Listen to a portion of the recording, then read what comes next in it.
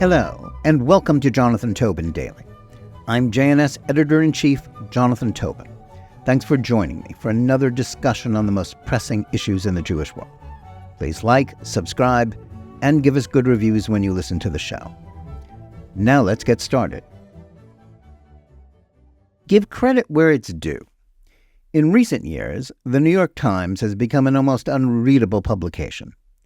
Left-wing bias is present in nearly every article, as a partisan agenda has been weaponized by a business plan in which the so-called newspaper of record has marketed itself almost exclusively to affluent liberal readers.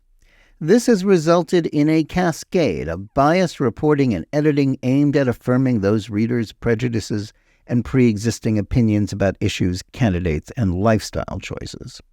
Though other major papers, as well as broadcast and cable channels, have taken similar paths, no other news app better exemplifies the way legacy corporate mainstream media has discarded journalism for political activism.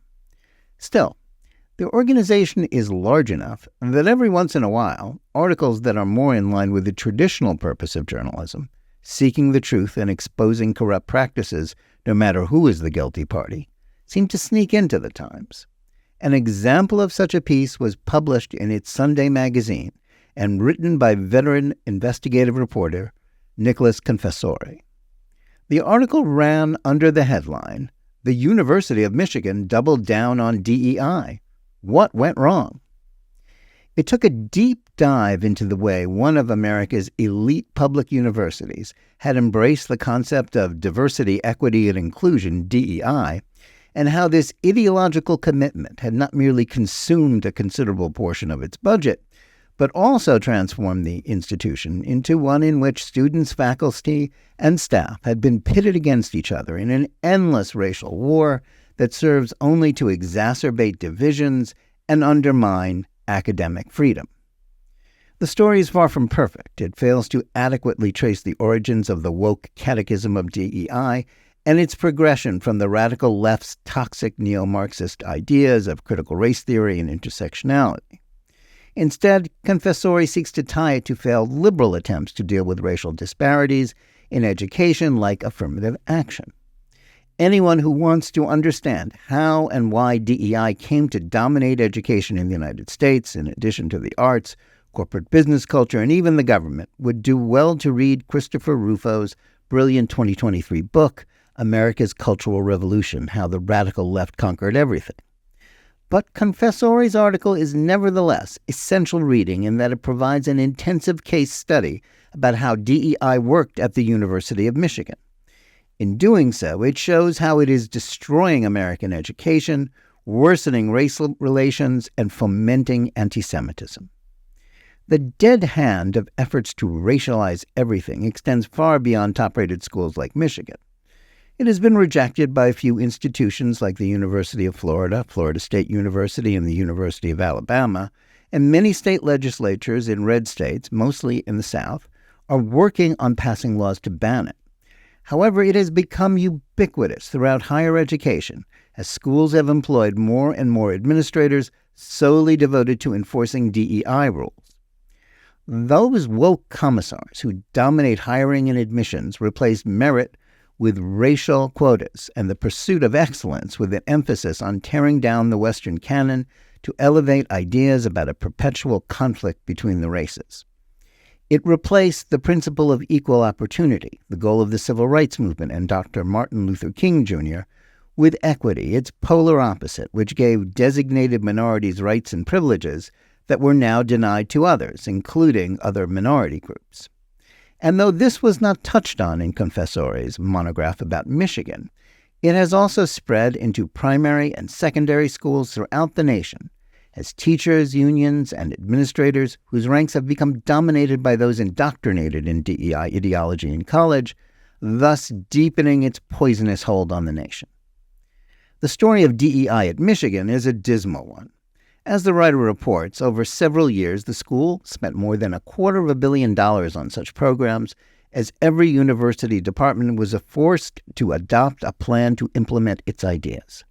Most of this was spent on hiring a new class of administrators dedicated to enforcing its doctrines that were, as soon became apparent, antithetical to free and open inquiry, while failing to do anything to make minority students feel more welcome on campus or increase their numbers, as was the stated goal of the institution.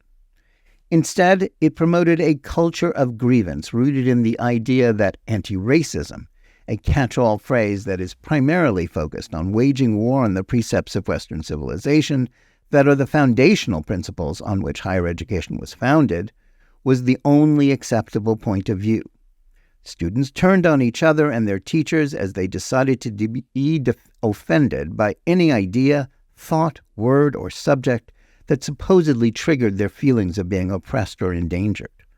Those who didn't fit into the victim class, whether white, Catholic, politically conservative, or, as became apparent after October 7th, Jewish, found out that the principle of inclusion did not include them. And rather than make African American and Hispanic students feel better about their place in the university, DEI culture had the opposite effect, as the emphasis on ferreting out racism where it actually barely existed left them feeling worse. It reached a peak during the moral panic that swept the nation after the killing of George Floyd at the hands of Minneapolis police in May 2020. As Confessore describes, every part of the university seemed to stage its own auto-da-fe, in which heretics were tried or subjected to cultural revolution-style struggle sessions, with the drama being amplified on Twitter and the school newspaper.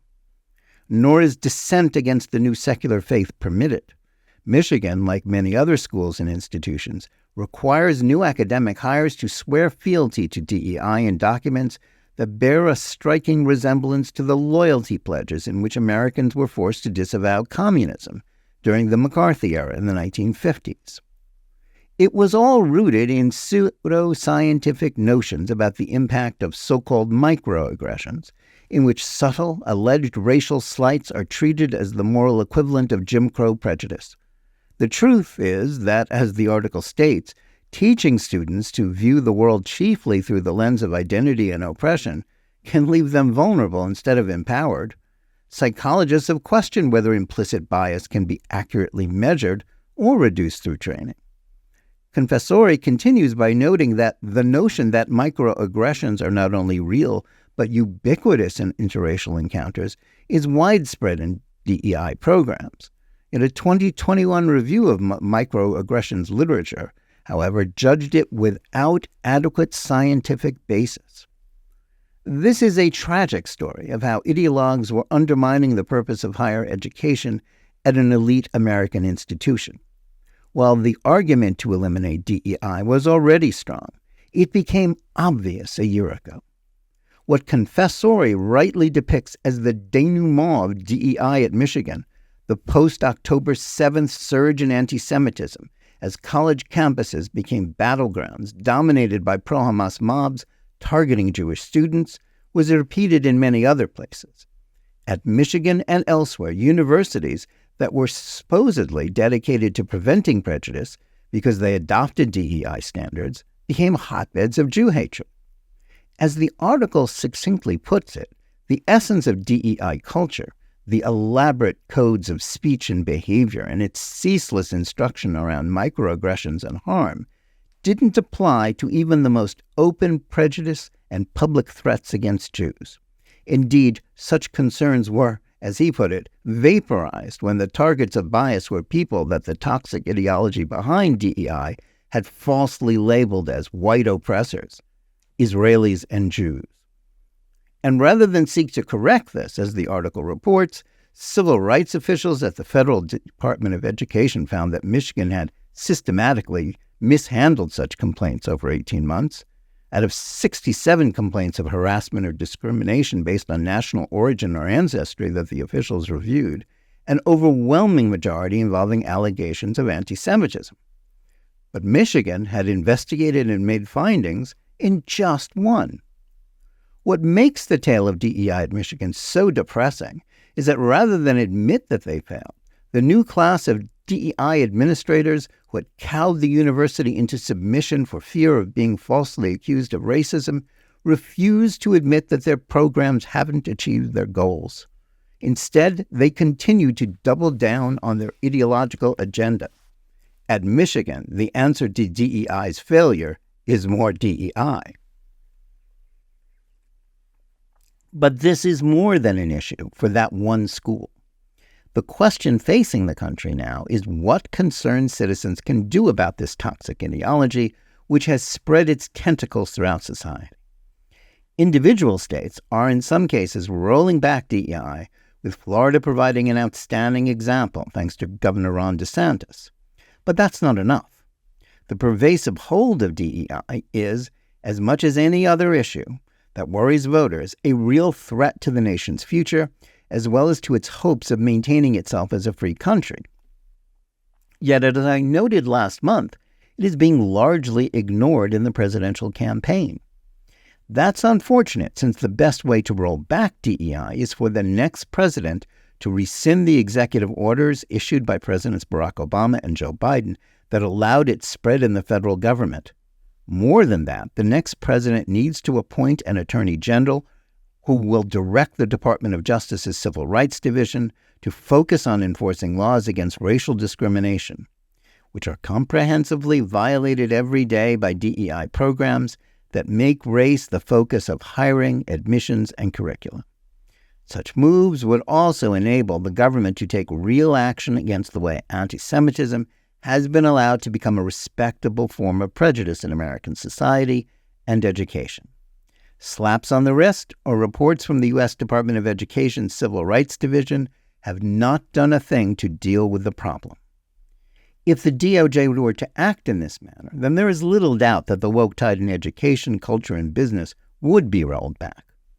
That the reason for doing so has been strengthened by Confessori's report on the University of Michigan is highly ironic, since the Times has done as much to defend and spread DEI as any news outlet.